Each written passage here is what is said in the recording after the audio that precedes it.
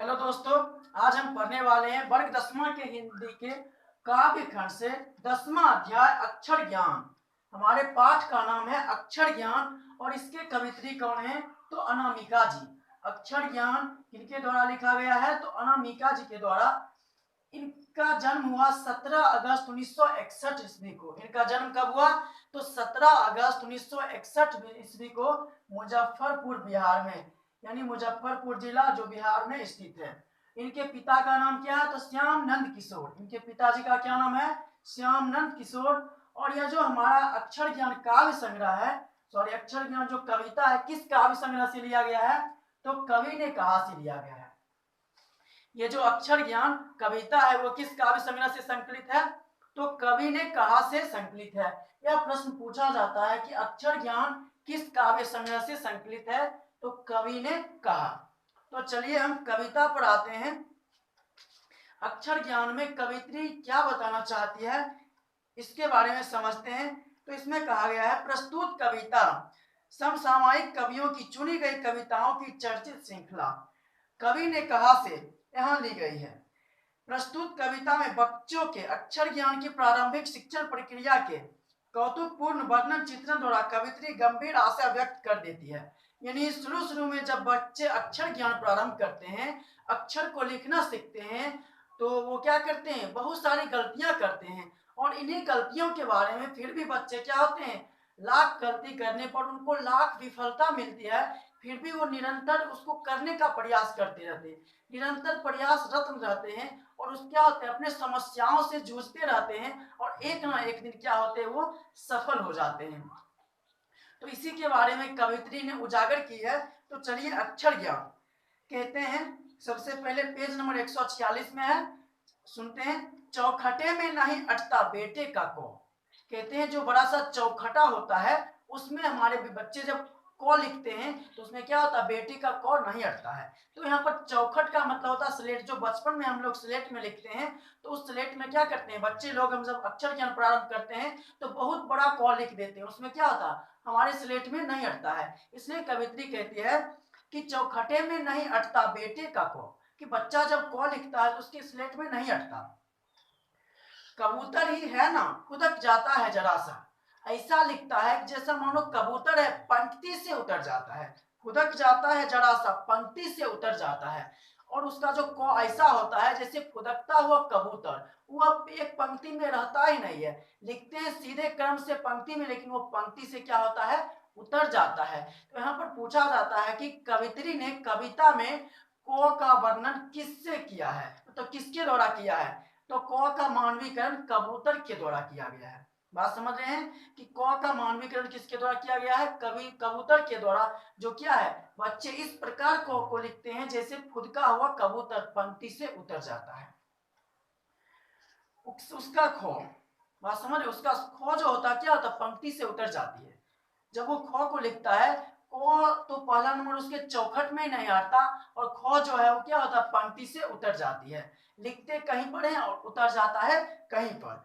खरगोश की खालिश बेचैनी में, जब उसका ख क्या होता है? पंक्ति से उतर जाता है तो बच्चे की खालिश क्या होती है? बेचैनी में। यहाँ पर खरगोश का मानवीकरण कवित्री ने बच्चों के द्वारा किया, मतलब बच्चों के लिए किया है। मतलब यहाँ पर बताया गया है कि जो खरगोश है उसकी खालिश क्या हो जाती है? बेचैनी में होती है। कब? जब उसके द्वारा क को नहीं लिखा जाता, अर्थात जब बच्चा क को लिखने में गलती करता है तो वो क्या क्या होता है? परेशान हो जाता है।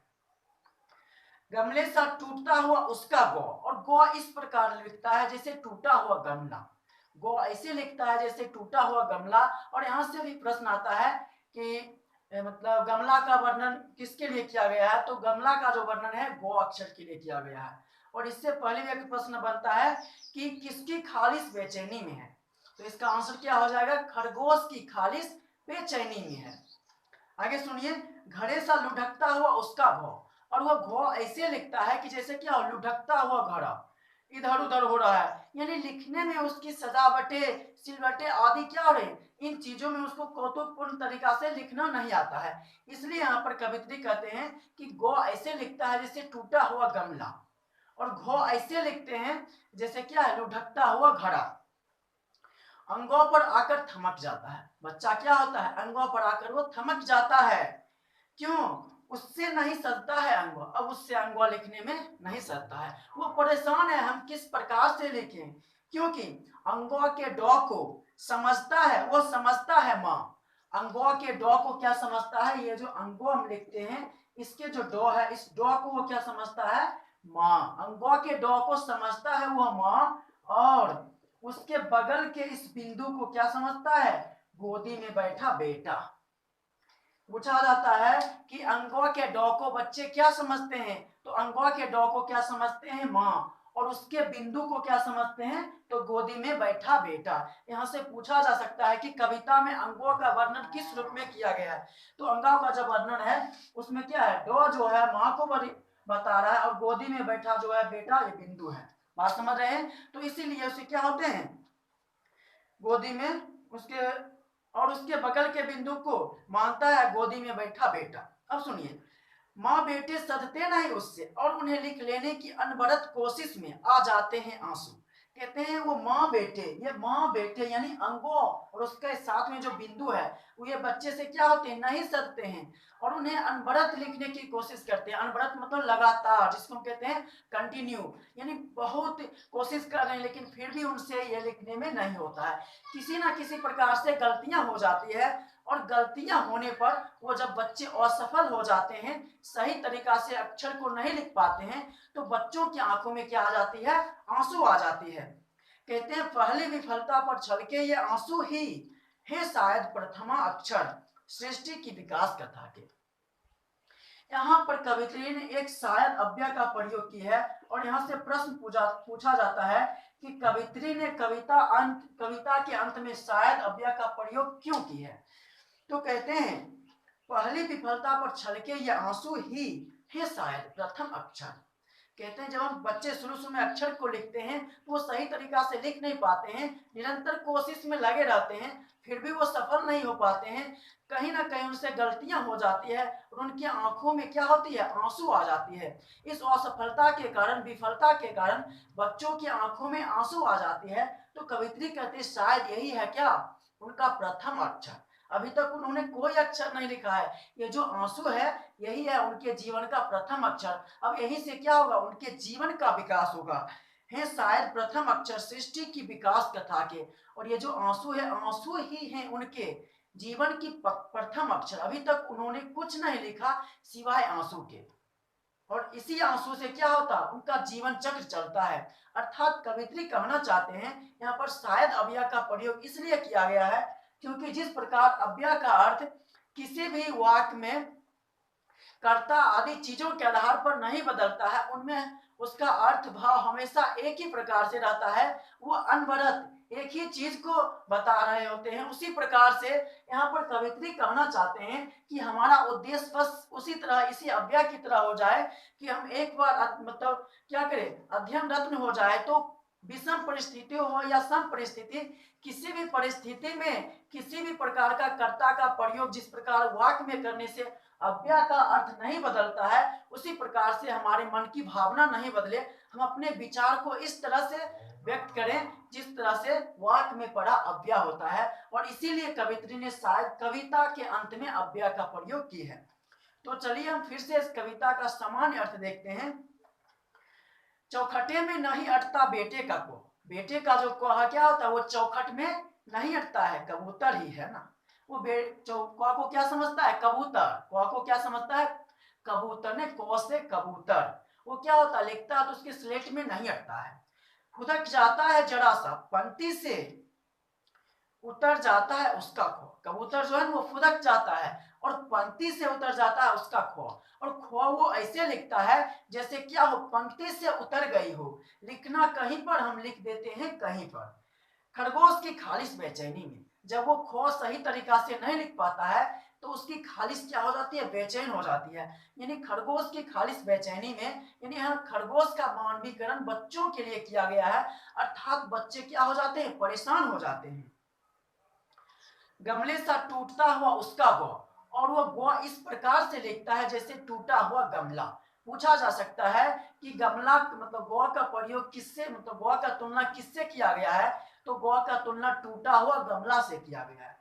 और घड़े सा लुढ़कता हुआ उसका घौ, और बच्चे घौ को ऐसे लिखते हैं जैसे लुढ़कता हुआ घड़ा।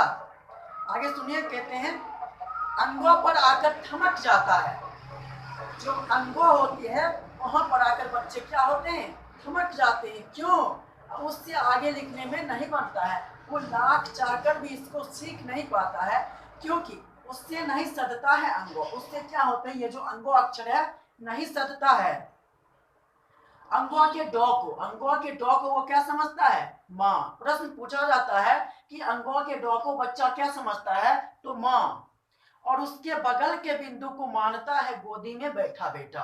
और डॉ में, अंगों में जो एक बिंदु होता है उसके बगल के बिंदु को क्या मानता है, गोदी में बैठा बेटा। हम बच्चे क्या होते हैं, अलग दिमाग के होते हैं, वो अलग कुछ सोच लेते हैं। यहाँ पर कवित्री ने मानवीकरण किया है, इसलिए कहते हैं कि अंगों पर आकर थमक जाता है, अंगों के डॉ को समझता है वो माँ, और उसके बगल के बिंदु को गोदी में बैठा बेटा। और क्या होते हैं, माँ बेटे सदते नहीं उससे, और उन्हें लिख लेने की अनवरत कोशिश में उसके आ जाते हैं आंसू। किससे माँ बेटे नहीं सदते हैं? यहाँ से प्रश्न पूछा जाता है कि माँ बेटे किससे नहीं सदते हैं, तो माँ बेटे बच्चे से नहीं सदते हैं। इसका आंसर क्या होगा, तो माँ बेटे बच्चे से नहीं सदते हैं, और उन्हें अनवरत लिख लेने की कोशिश करते हैं, यानी उन्हें लगातार लिखने की कोशिश करते हैं। एक बार गलती हुआ फिर मिटा के फिर लिखते चले, लिखते चले, लिखते चले। अंत में वो जब विफल हो जाते हैं, असफल हो जाते हैं, फिर भी वो लिखना नहीं छोड़ते हैं, परंतु उसके आंखों में आंसू आ जाते हैं। और कवित्री कहते हैं, पहली विफलता पर छलके ये आंसू ही है शायद प्रथम अक्षर सृष्टि की विकास कथा के। यानी कहते हैं जब पहली पहली बार बच्चों को विफलता मिली है और सफलता मिली है, तो शायद अभी तक उसने कुछ नहीं सीखा है सिवाय इस आंसू के। आंसू ही है उसके जीवन का प्रथम अक्षर। अब यहीं से उसके जीवन की मतलब क्या है, विकास की कथा प्रारंभ होगी। अर्थात कवित्री कहना चाहते हैं कि जिस प्रकार अव्यय का अर्थ नहीं बदलता है वाक्य में, उसी प्रकार से हम एक बार निरंतर चलने के लिए सोच लेते हैं तो किसी भी परिस्थिति में क्या हो, हमेशा चलते रहें। तो समझ गए इस कविता के माध्यम से कवित्री क्या बताना चाहते हैं। तो हमें उम्मीद है इसका सामान्य अर्थ आप आसानी से समझ गए होंगे, और इससे बनने वाले ऑब्जेक्टिव प्रश्न पर भी ध्यान दीजिए, क्योंकि इससे बहुत से ऑब्जेक्टिव प्रश्न को पूछे जाते हैं।